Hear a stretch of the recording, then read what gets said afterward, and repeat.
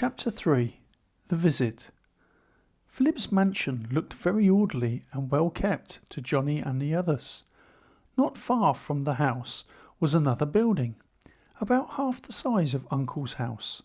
The garden behind the house displayed many flowering shrubs and flowed freely into an orchard full of fruit trees. Chris climbed up one of them and surveyed the surroundings from above. Behind the country house were fields of grain and corn. Beyond them, the deep forest stretched as far as the eye could see. "Where are we going? Can you see anything interesting?" Jack asked his older brother. "I don't want to disappoint you, but it's all fields surrounded by woods around here," Chris stated as he climbed down from the tree. "Let's go look in the woods. We'll just stay on the edge." Johnny loved the outdoors and enjoyed observing all living things.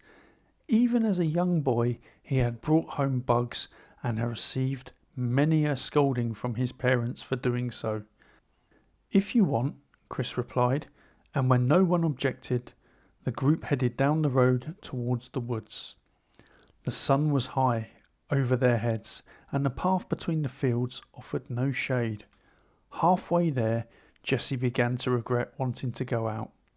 She was terribly hot and lamented. "The woods aren't getting any closer." "Don't whine. We'll be there in 5 minutes," Chris grumpily mumbled. Feeling like a sausage held over a fire, he was in a bad mood. Chris had an accurate guess. The children stopped in the shade of the tall trees and leaned against some large trunks. A refreshing breeze blew towards them from the forest, and a woodpecker could be heard in the distance. Johnny closed his eyes to sharpen his senses and took a deep breath of fresh air. Jessie started to look around and had to smile. "There are blueberries growing over there. Let's go pick some," she suggested, and without waiting for a response, she made her way to the clusters covered in blueberries. The first handful of juicy berries tasted divine. No one minded the stained palms and blue lips. Jack's cheeks were stuffed to bursting, and Johnny grinned because he reminded him of their hamster, Freddie. "What are you laughing at?" asked Jack. "Oh, nothing," Johnny replied evasively, not wanting to tell him the truth. "Don't you feel like we're being watched?" Jessie asked the boys inaudibly. "Yeah, I get the same feeling. I didn't want to scare you. That's why I didn't say anything earlier," Chris replied subtly. The hairs on Johnny's arms stood on end as a rustling sound came from the nearby bushes. All four stood up from the delicious berries and stared at the nearby bushes. Jessie grabbed Johnny's hand and squeezed it so hard that it hurt, but he was too afraid to make a sound. "Who's there?" shouted Chris fearlessly. Instead of a reply, there was another rustle from the same spot in the undergrowth. Jessie didn't wait any longer and began to back away slowly, keeping her eyes on the nearby bushes. Johnny was forced to follow his sister as she kept clutching his arm. They both froze mid-movement when a Labrador puppy burst out of the bushes and made its way towards them with a whimper. "Oh, where did you come from?" Jessie squeaked. She picked up the dog, who then proceeded to lick her face in happiness. "Strange that he should be wandering in from the village," said Johnny thoughtfully. "Or maybe somebody carried him here on purpose. Some people are nasty," Chris suggested. "Shall we take him home?" Jack tentatively stroked the puppy's head, earning a whimper of pleasure from him. "You bet. I'm sure Dad won't object.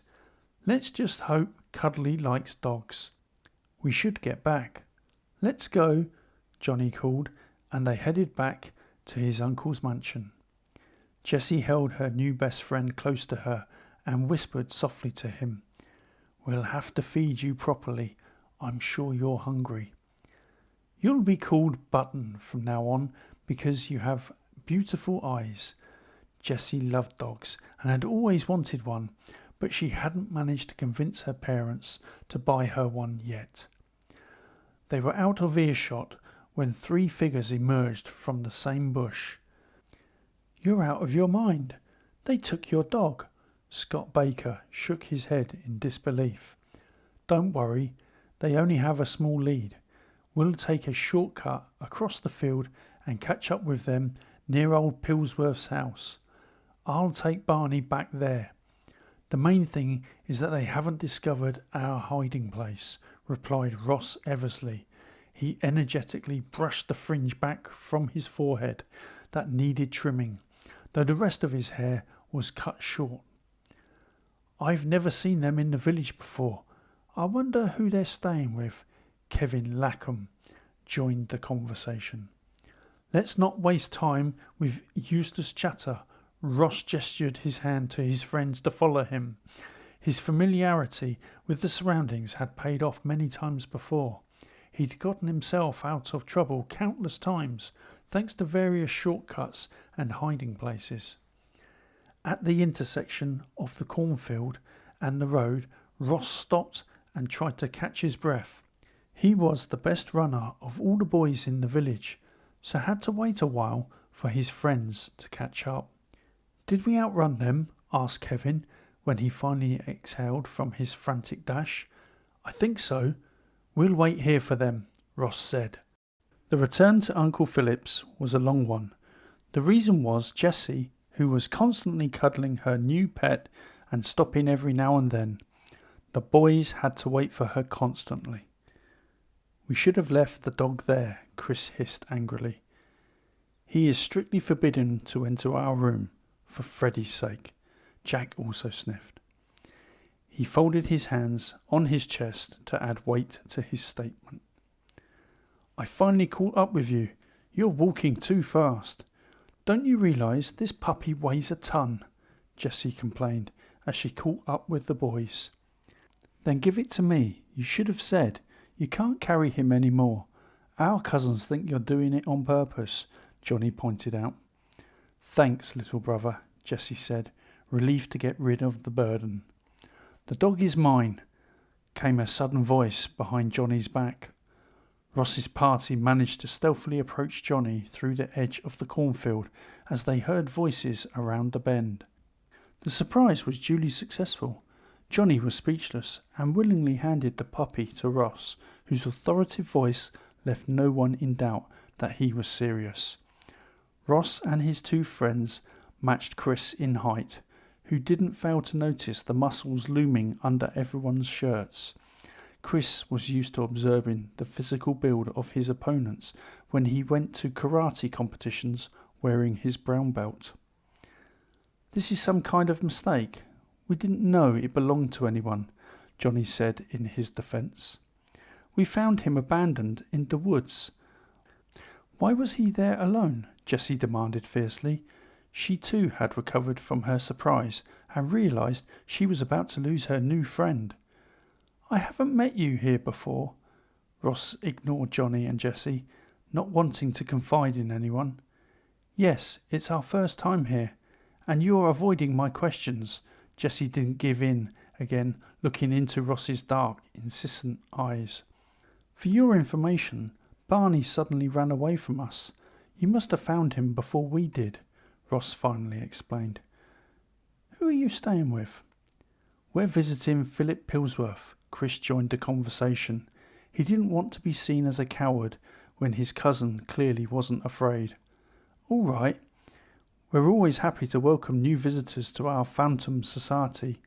Come by the church at 10 tomorrow morning," Ross said, and disappeared into the cornfield with his cronies. "Faded away like ghosts, eh? I don't understand how they knew we had their dog and how they found us so quickly. They have strange habits to boot, because they didn't even introduce themselves to us," Johnny stated, shaking his head in disbelief. "I don't understand why they are so confident that we will meet them tomorrow. We don't want any new friends," Chris said scornfully, turning to Jack for support. "Exactly. We have enough fun of our own.